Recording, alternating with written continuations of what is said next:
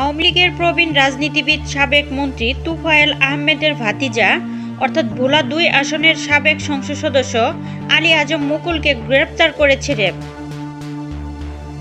১৩ November বুধবার সন্ধ্যা ৭টার দিকে হাজারীবাগ এলাকা থেকে তাকে গ্রেপ্তার করা হয়েছে। র্যাবের লিগ্যাল অ্যান্ড মিডিয়া উইংয়ের পরিচালক লেফটেন্যান্ট কর্নেল মোহাম্মদ মনিম ফেরদৌস বিষয়টি নিশ্চিত করেছেন।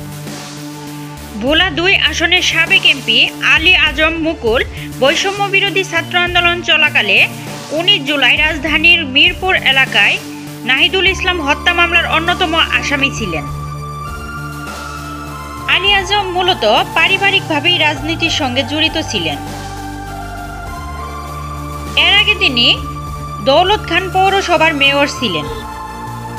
আলী আজম প্রথমবার সংসদ সদস্য নির্বাচিত হয়েছিলেন ২০১৪ সালে। ২০১৮ এবং ২০২৪ সালে জাতীয় সংসদ নির্বাচনে তিনি দ্বিতীয় এবং তৃতীয় দফায় সংসদ সদস্য নির্বাচিত হয়েছিলেন।